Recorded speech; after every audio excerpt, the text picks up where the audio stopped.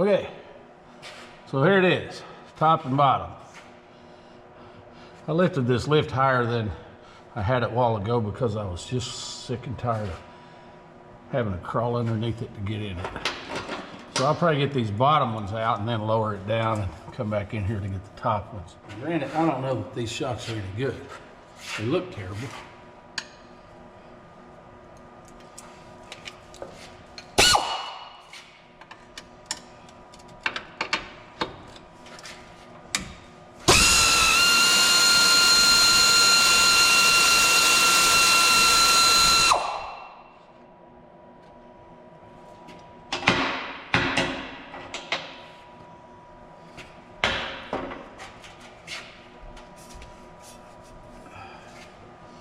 Okay, I need to drive that out, but I don't want to, I don't know if you can see me or not, I don't want to drive that out with a regular hammer and mushroom the end of it. So let's get that out of there.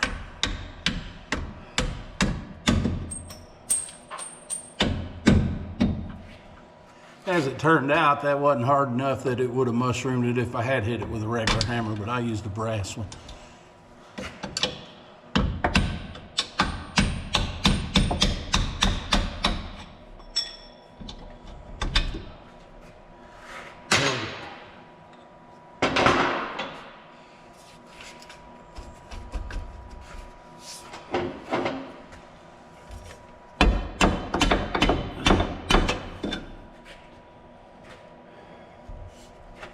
Well, that thing's good.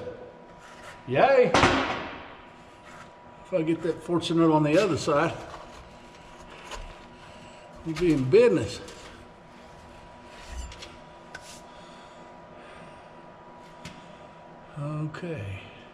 Okay, so I'm gonna go ahead and take the bottom bolt out of this side over here. Then I think I am gonna go ahead and lower the lift. This top one here is going to be a real problem. I don't need to be doing it on my tiptoes. Let's go ahead and get this one out.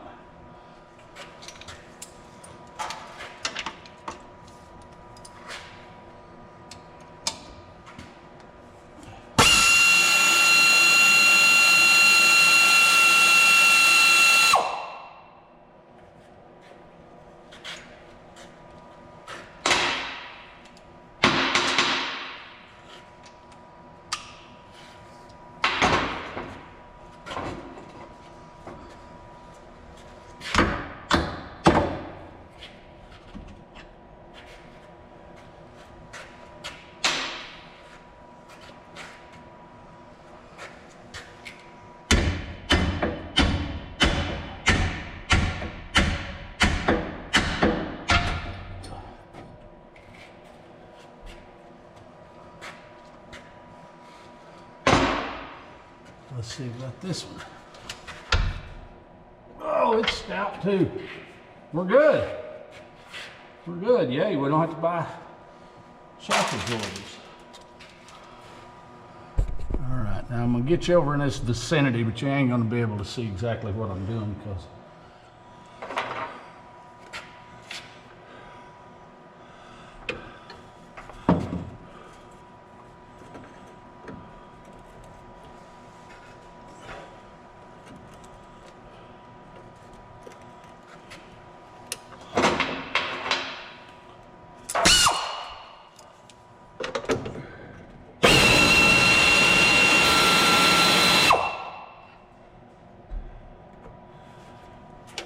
couldn't ask for that.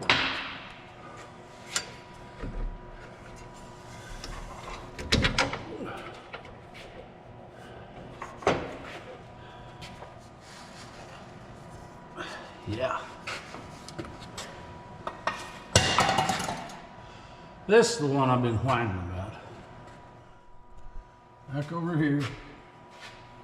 That booger's way up there. Huh. That thing's as loose as it can be.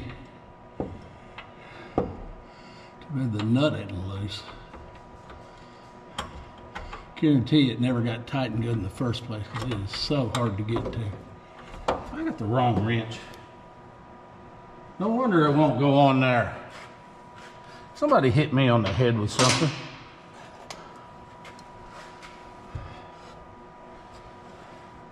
Now let's see what we get.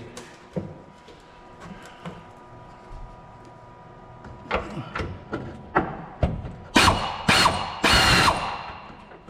on there now. There we go. Ow. Okay.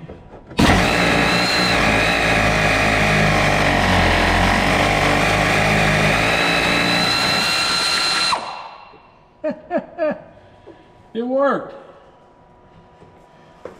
I'll quit trying to put that 11/16 wrench on there. That helped.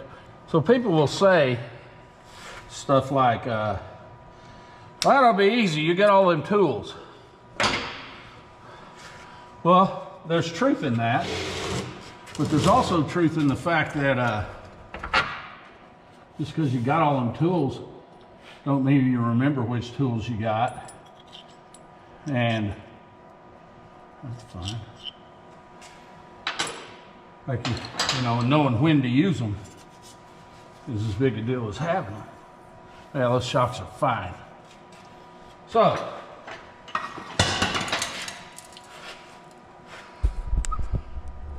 here we are. Believe it or not, oh wait, I forgot to say it. Victory! That's my word. So believe it or not, everything I wanted to take out of this back end is out. Huh. Imagine that. So, next order of business.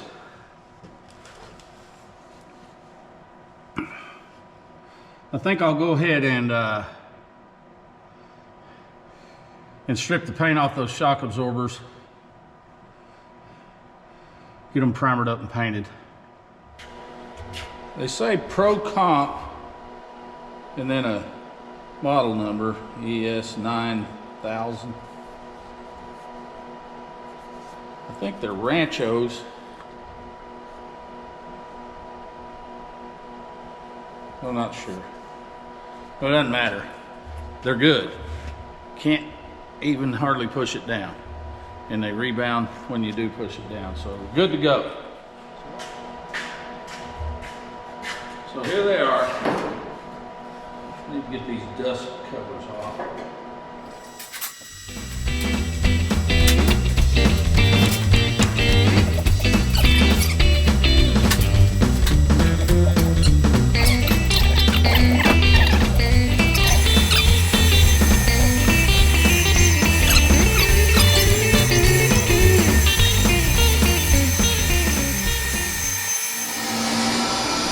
Okay, so you get the gist of it.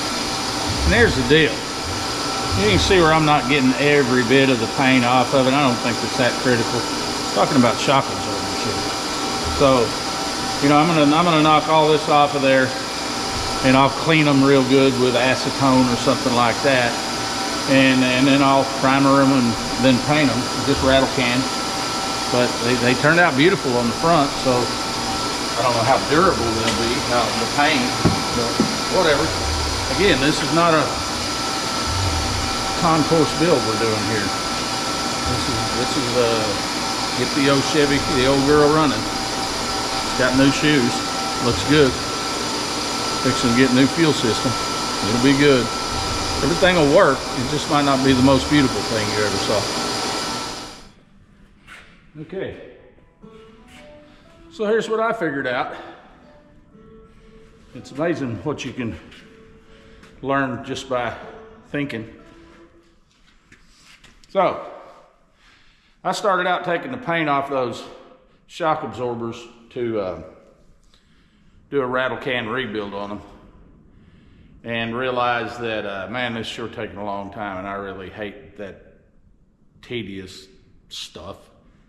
Now I'm gonna have to just suck it up and take it when it comes time to get underneath that truck with a wire brush and wire wheel and all that. But I will.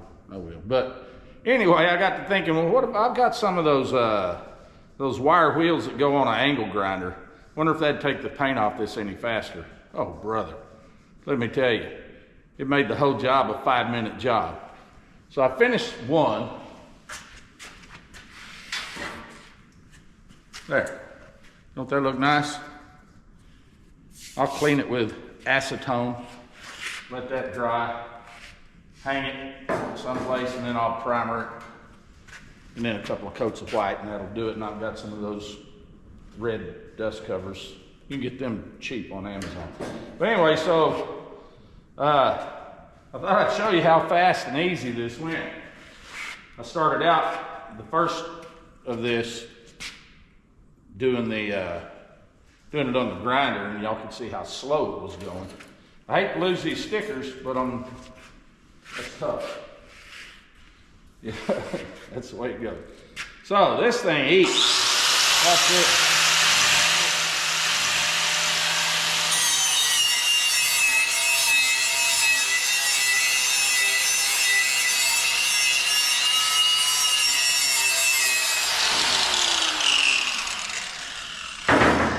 Okay, don't know how long that was. I said 5 minutes, but that might have been 7.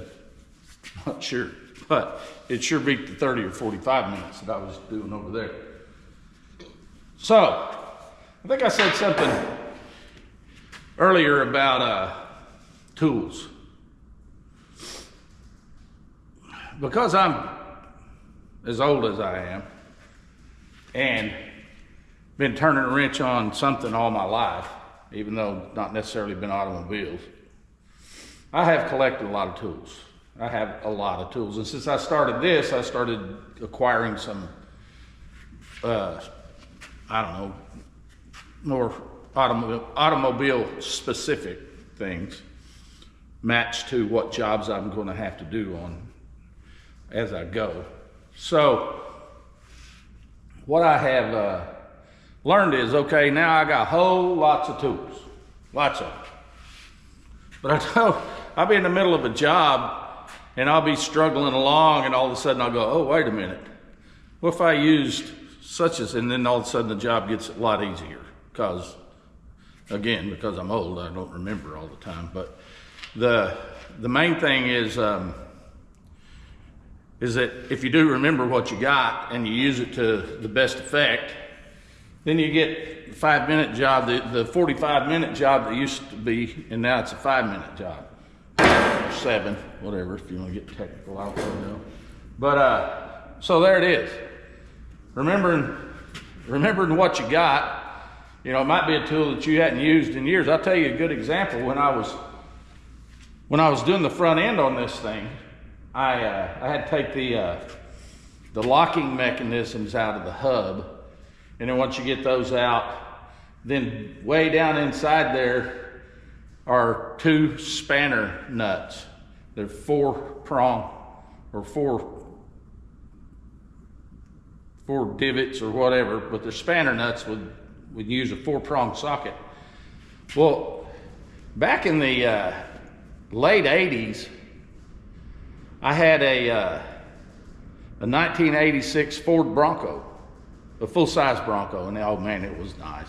We loved that truck. And I'm not really a huge Ford guy, but I've had Fords, I've had Dodge, I've had Chevy, and if you're a Chevy guy and you want to badmouth Fords, go ahead and do it because it's fun. I got friends that drive Ford pickups, and I never let up off of them. But just for fun, if you're honest with yourself, Ford products are outstanding. And anyway, so I had a Ford Bronco. Listen, we had what else other Fords? We had a Ford Thunderbird. We had a 79 Thunderbird when we were young. And boy, that thing was like a Cadillac. It was nice. But anyway, that thing had, that Bronco had auto locking hubs. And again, this is technology of the mid 80s.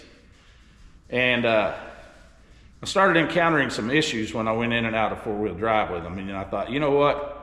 This is dumb. I'm gonna put manual locks on it. And I did.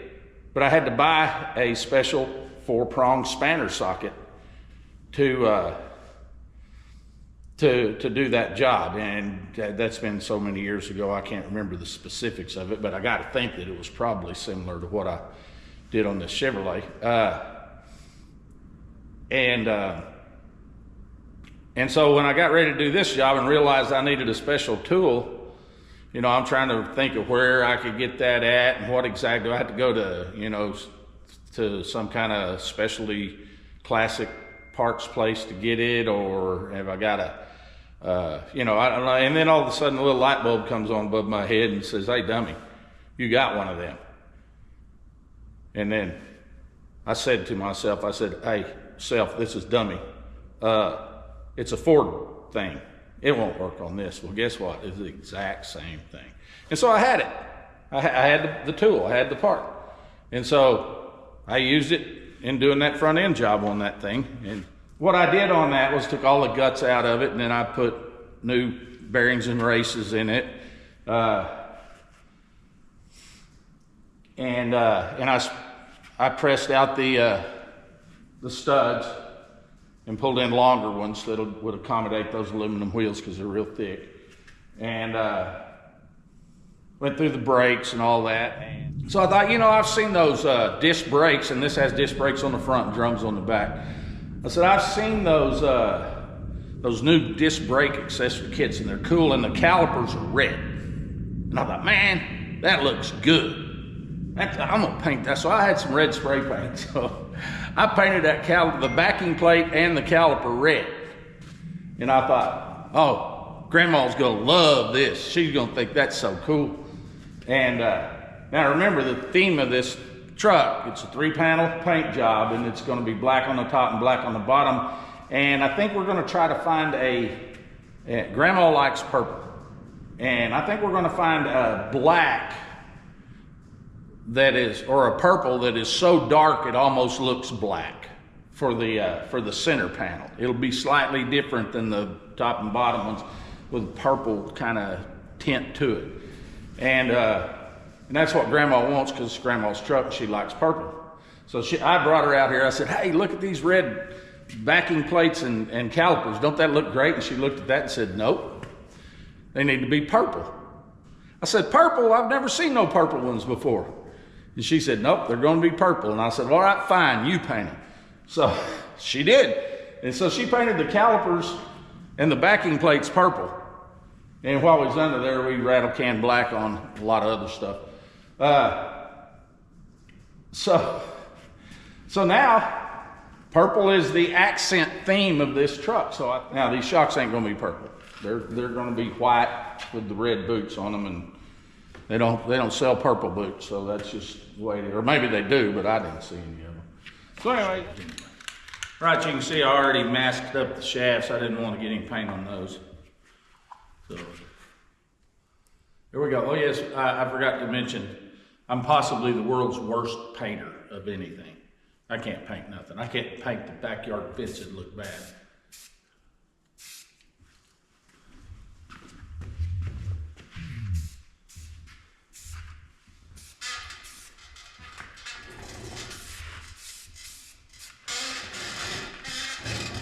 Get a little primer on it.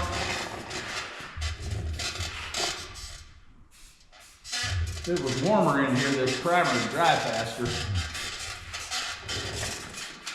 And I do not have the heat on in here today because it's not cold enough to be uncomfortable. So why waste the propane?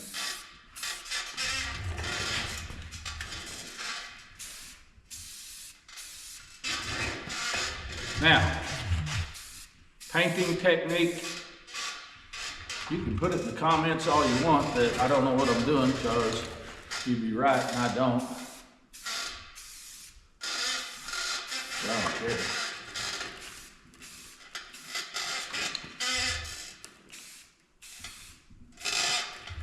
That's one.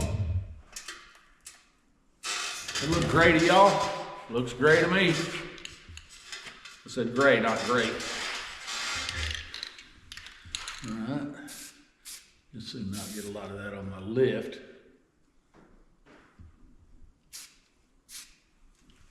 that's a run. Yeah, I got it. Me being the world's greatest painter and all. Of course I do. And you might wonder why I'm sitting in a chair and doing this. Well, there's two reasons. One, so I can get down low enough without having to get on my knees. And two, I'm lazy and I like sitting down. Yeah, this golf ball that's working me to death. This is my 2-post lift, and the truth is, it's pretty narrow. You drive a truck in, especially my Silverado or this right here, and you better have it right dead in the middle in between the posts. If you don't, and little cars are worse if you want to know the truth. If you have it off to one side or the other, then these arms, this wasn't really made for little cars. And so those arms, it might be too close on one side and you can't get them under it right. So you gotta be right in the middle. So what I did was, I hung this string with a golf ball on it exactly right in the middle.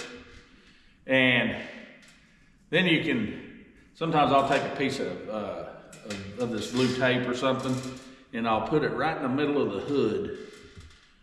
And so when you drive in, you line up your piece of tape with the golf ball string thing, and there you go. You get it right in the middle that way. And also, the way you know you're in far enough, and you can't because that table's in the way, but Travis had his car in here changing the oil last night. He was disappointed he didn't get to use the 4-post, but as you can see, it's occupied. We had to move that table out of the way, but the way you know you're in far enough is when you absolutely can't open the door worth of crap. That's your spot right there. And you ought to see me trying to squeeze out of there with a fat man and all. So anyway, back to painting. Less talking, more working.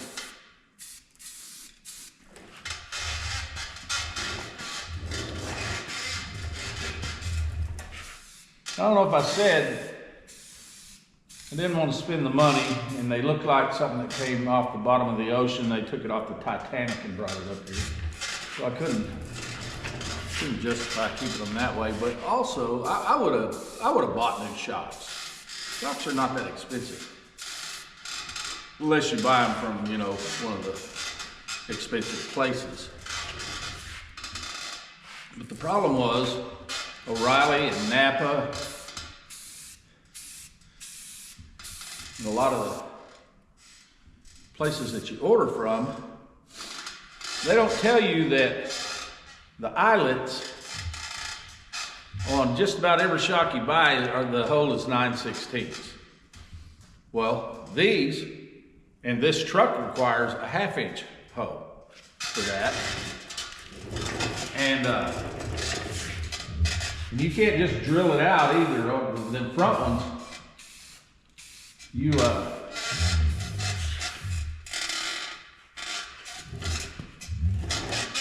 couldn't get a drill in there because of the angle and the frame running through. You couldn't have got a drill in there for your life depending on it. So there wasn't no drill them out in 9/16, and I could not find any shocks. I didn't care that they wasn't white. I would have used whatever. I saw Gabriel's and, you know, everybody ordered me some, or everybody, yeah, these will work. But I happen to have a 1/2-inch bolt with me, and it'd be too little for the hole, too much slot. So that's why I'm refurbing these. I had a difficult time finding the right shocks. And there wasn't anything really other than looks wrong with these. Right, we'll come back and paint them in a minute. And Brent's here. I ought to make Brent paint it because he's a better painter than I am. Here we go. Brand new shock absorbers. Actually, I'm gonna do this real light and come back and do it again. We're gonna put 2 coats on this.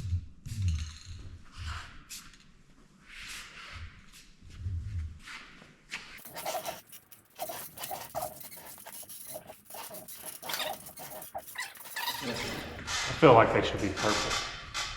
I thought of it. The difficulty. If every other accent is purple, I feel like they should be purple. Yeah, well, they're not. But thanks for asking. I'll let Tanya know.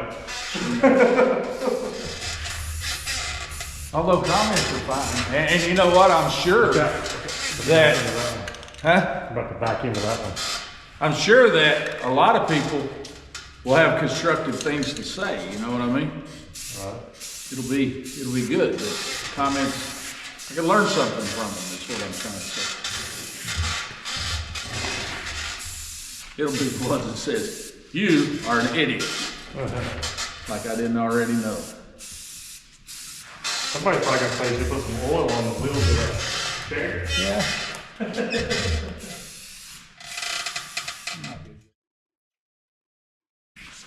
Okay. First coat.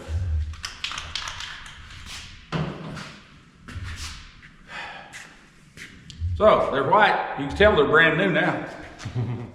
Here we are another day. In case you can't tell it, these are brand new shocks now. They're brand new, really old shocks, but they've been totally rebuilt.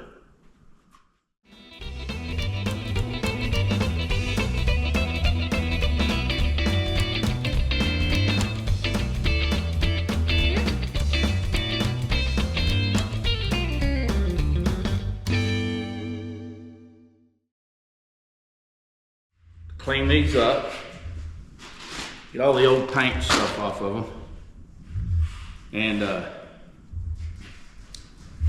make them look decent. They work fine, but they look decent. They don't look new. I know they don't. Anybody can tell they're not new. But you know what? Who comes up to a vehicle at a little cruise-in, local car show,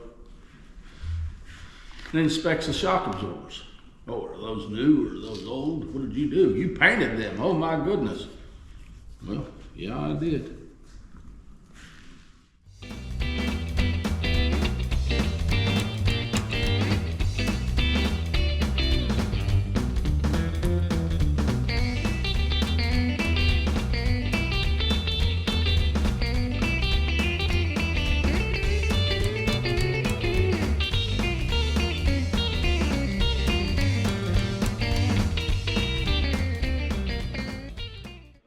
Here they are, twins, brand spanking new, kind of. So, okay, these will go over there on the part shelf, and I will retrieve them when the time has come. One of the things that I've gone through this thing taking stuff out, the fuel tank and the bumper and the receiver, all that stuff, and the bolts, I've sacrificed them as I went. So hardware is going to be in my future. I'm going to be buying more hardware. Those bumper bolts are 1/2-inch carriage bolts with chrome tops on them.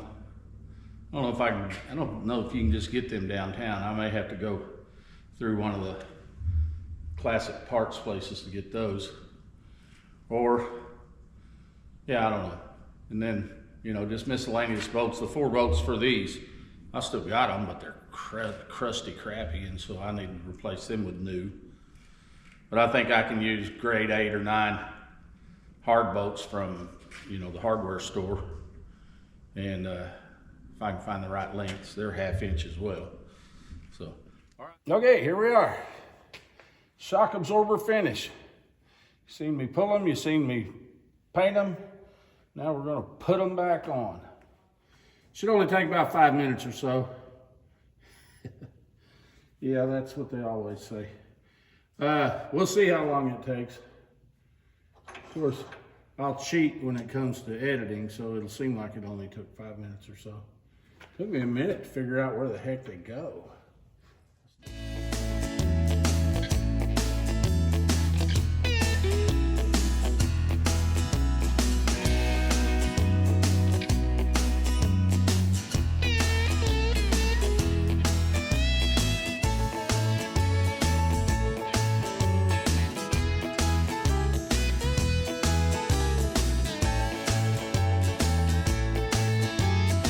So, I guess the whole point of this thing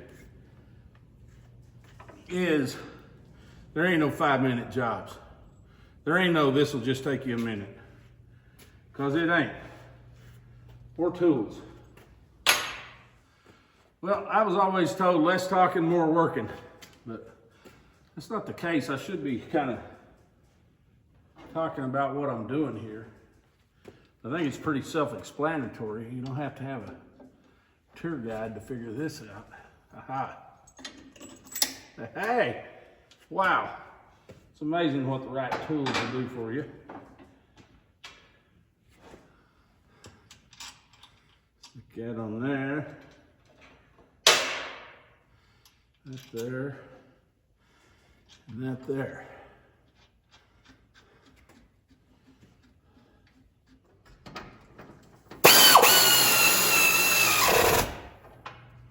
You want these good and tight. Top one I took off that other side was loose, and it had been loose for a while. It was not only damage your hardware, but your frame where it goes through there. There it, see that thing slipped off again.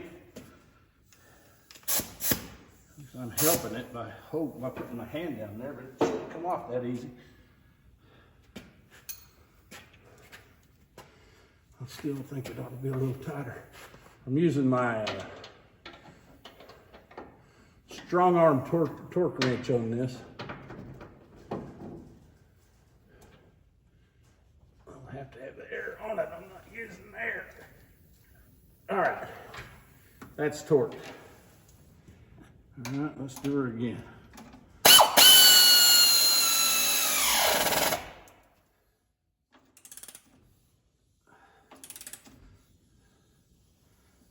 Well, that's one. Let's see what we get on the other side.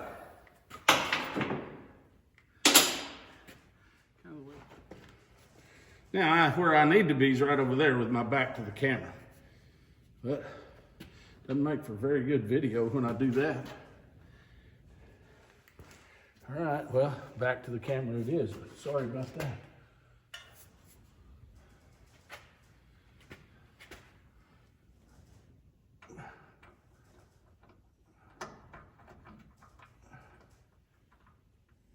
Get on it.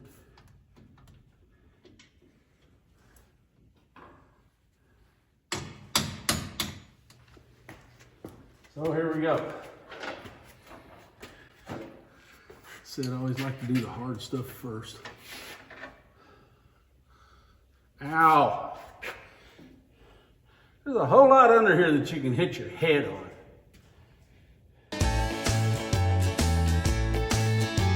Right. Here's one more.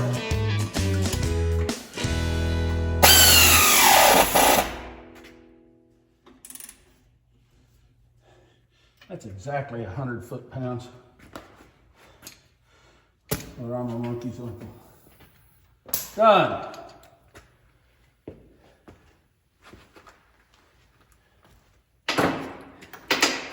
All right, folks, there it is. Shocks are, they're on. Don't look bad. Looks pretty good. This one didn't worm on me. All right, so that's it. That's it. We took them off. We sanded them down, took the paint all off of them, cleaned it really good with acetone, hung them up, primered them, painted them twice. Nice and white. They look like brand new. Well, they ain't, and they've been rode hard and put up wet, but folks, they're still stout. They rebound good, they're real strong pushing up in.